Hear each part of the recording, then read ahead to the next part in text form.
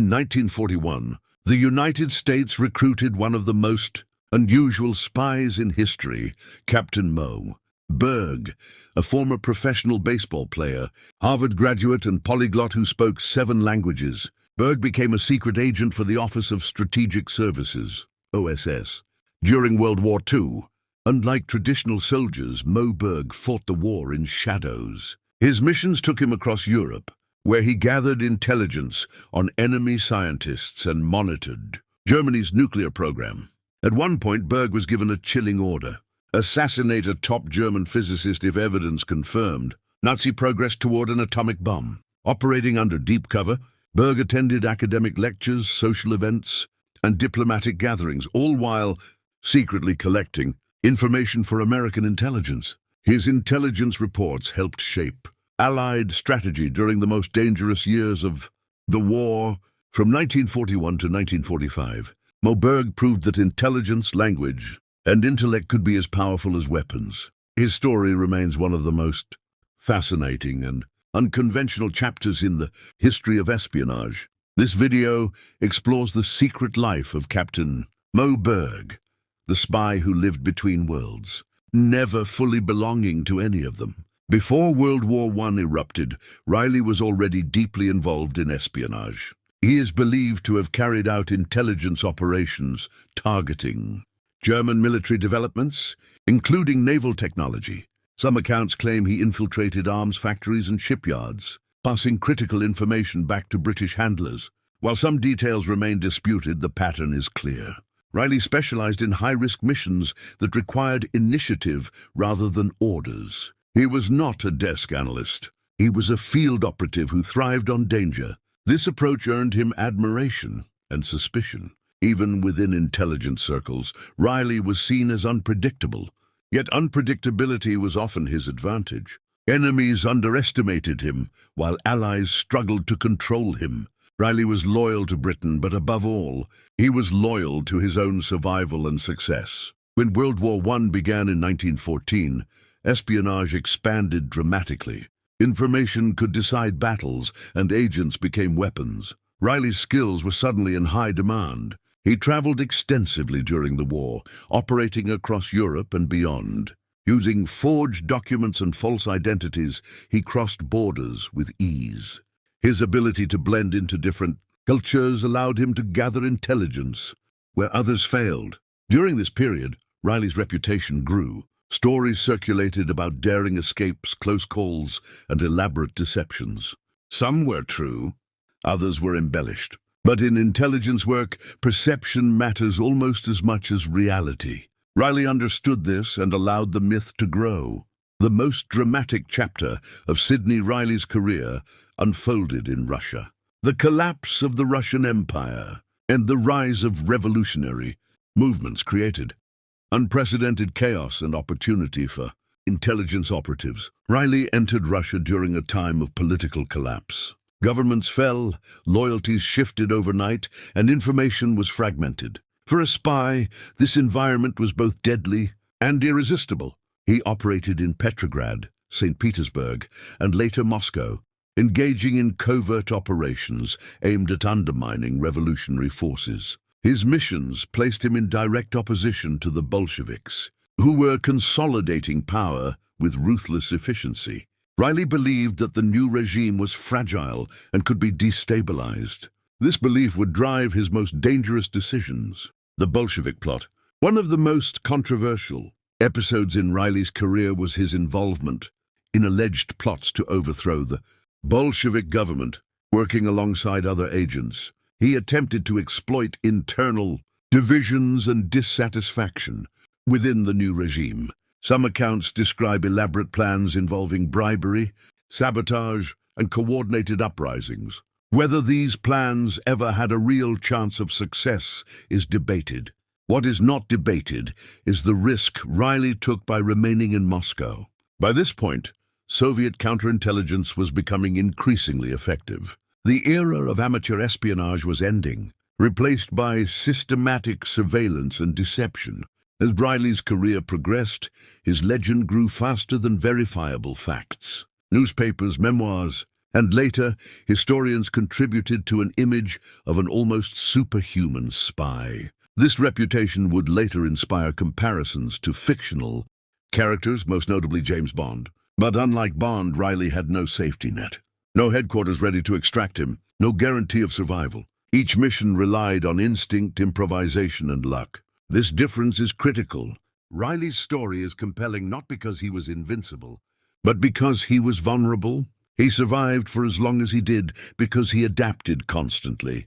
And eventually, adaptation would no longer be enough. By 1918, Sidney Reilly had crossed an invisible line. What began as calculated risk had turned into obsession. Russia was no longer just another assignment. It was the center of his world. He believed that history itself was balanced on a knife's edge, and that a single decisive action could change the fate of an empire. This belief would ultimately lead him into the most dangerous phase of his life. Moscow in 1918 was a city transformed by fear and suspicion. The Bolsheviks, having seized power, were surrounded by enemies, foreign governments, internal dissenters, and former allies. In response, they created an unprecedented system of surveillance and repression. At the heart of this system stood the Cheka, the first Soviet secret police. Unlike older intelligence services, the Cheka operated without hesitation or restraint. For agents like Reilly, this meant that mistakes were no longer forgiven. Despite this, Reilly chose to remain, operating under false identities. He moved through Moscow's diplomatic and underground circles, seeking allies willing to act against the Bolshevik leadership. His confidence bordered on arrogance. He had escaped danger too many times before. Experience, he believed, made him untouchable. It did not. One of the most infamous episodes of Reilly's career was his involvement in what later became known as the Lockhart Plot, an alleged attempt by foreign agents to destabilize or overthrow the Bolshevik government. Reilly worked alongside British diplomat Robert Bruce Lockhart and other operatives, attempting to exploit divisions within the Red Army and government administration. The plan relied on bribery, persuasion, and the hope that dissatisfaction would erupt into action. But the Cheka was already watching. Through informants, intercepted communications, and deception operations, Soviet counterintelligence slowly tightened its grip. What Reilly did not realize was that many of the people he trusted were either compromised or actively working against him. In late 1918, the trap closed.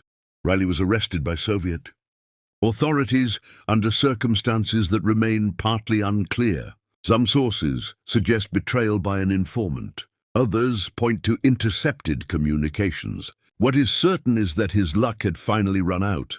Unlike many victims of the Cheka, Reilly did not immediately disappear. Soviet intelligence understood his symbolic value. Capturing the ace of spies was a propaganda victory. His interrogation was likely intense, though details remain classified or lost to history. Official Soviet records later claimed that Reilly was executed in 1925. British intelligence never publicly confirmed this. For years, rumors circulated that he had escaped, resurfaced under a new identity, or been secretly turned. These rumors kept his legend alive. Sidney Reilly's greatest achievement may not have been a single mission, but the myth he left behind. His life became a template for fictional spies. Charismatic, reckless, brilliant, and doomed. Ian Fleming, the creator of James Bond, was deeply interested in real intelligence history. While Bond was inspired by multiple figures, Reilly's influence is unmistakable. The idea of a lone agent operating with minimal oversight, relying on personal charm and audacity, echoes directly from Reilly's career. Yet Reilly was not Bond. He lacked institutional protection. He made fatal miscalculations, and unlike fiction, the real world offered no dramatic rescue in the final act. A century later, Sidney Reilly remains relevant because his story captures a transition point in intelligence history. He belonged to the last generation of spies, who operated primarily on instinct and personal networks. After him came systems, databases, and bureaucracies. Espionage became less romantic and more efficient. Reilly represents both the power and the danger of individual action. His successes show what a single person can achieve in moments of chaos. His failure shows the limits of charisma when faced with organized state power. He was not a hero in the traditional sense. He was not a villain either. He was a product of his time, ambitious, adaptable, and ultimately expendable. Today, Sidney Reilly exists somewhere between history and legend. His true face is blurred by false names, missing documents, and deliberate secrecy. What remains is an idea, the spy as a solitary figure, standing between nations, loyal only to mission and survival. That image continues to fascinate audiences, not because it is comforting, but because it is dangerous. And perhaps that is why, long after his death, Sidney Reilly is still remembered as the ace of spies. The story of Sidney Reilly culminates not with a triumphant escape or a dramatic rescue, but with a lesson in ambition, hubris, and the limits of human cunning. By the early 1920s, Reilly was back in Russia, operating on what historians later called his final mission.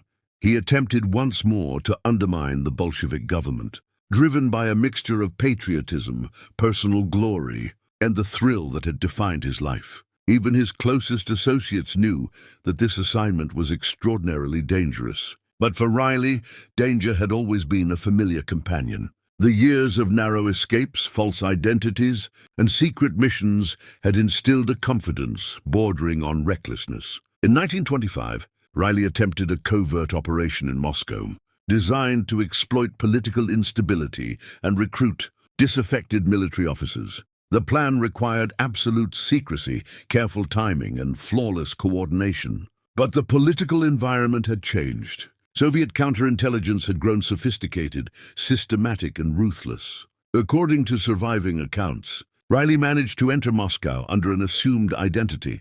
He made contact with some intended allies, but a combination of betrayal, interception, and bad luck unraveled the plan. The Cheka was already tracking him, having learned of his presence in the city through a network of informants. His capture was almost inevitable. Sources disagree on whether he was betrayed by a supposed collaborator or simply caught by careful surveillance. Regardless, the result was the same. Sidney Reilly, the man who had eluded danger across Europe, was arrested. The fate of Sidney Reilly after his arrest is surrounded by mystery. Some sources claim he was executed in Moscow in 1925. Others hint at secret imprisonment or a possible escape, though no credible evidence supports these theories. The uncertainty has fueled the mythos around his life, blending fact and fiction in ways that no contemporary spy could have imagined. This ambiguity has ensured that Reilly's legend survives in popular imagination. The real Sidney Reilly, complex, daring, and flawed, remains difficult to separate from the fictionalized ace of spies immortalized by authors and filmmakers. Reilly's life inspired countless stories, but none more famous than James Bond. Ian Fleming, while crafting the world of 007, drew on real-life intelligence operations to create authenticity. Traits like sophistication, daring, and mastery of disguise resonate with Reilly's documented activities. The term ace of spies and the narrative of a lone agent taking enormous risks are reflected directly in Bond's character. Yet Reilly's story differs from fiction. Unlike Bond, he faced consequences without rescue. He navigated a real world of ruthless counterintelligence, political upheaval, and life-threatening miscalculations. This is perhaps why his story is so compelling. It combines incredible adventure with the weight of reality. Sidney Reilly teaches us several lessons about espionage and human ambition. Adaptability is survival. Reilly survived in part because he constantly reinvented himself. Languages, identities, professions, all were tools in his arsenal. Charm and intelligence are weapons. Beyond technical skill, Reilly relied on psychological insight and social manipulation to achieve objectives. Risk is inevitable. No matter how clever, Reilly could not control every variable. His final mission reminds us that intelligence work carries real stakes. Legend can outlive life. The stories about Reilly, some accurate, some embellished, show that myth can sometimes become more powerful than reality. Today, historians and enthusiasts continue to study Reilly's life, attempting to separate truth from exaggeration. What emerges is a portrait of a man who thrived in uncertainty, whose daring reshaped the boundaries of espionage, and whose personal myth informed generations of fictional spies. Reilly's life intersects with pivotal historical moments: the collapse of the Russian Empire, the rise of Bolshevism, the expansion of British intelligence, and the evolution of modern espionage. His story is both a cautionary tale and a source of inspiration. He represents the transitional phase between the era of amateur spies and the professional intelligence systems of the modern world. His successes show what a single individual can accomplish in times of upheaval. His failures show the human limits when confronting organized power. Sidney Reilly's image, part historical record, part legend, is powerful precisely because it is ambiguous. He is at once real and mythic, a man who walked through Europe's shadows and left behind a story that continues to captivate. For audiences today, he embodies the romance and danger of espionage.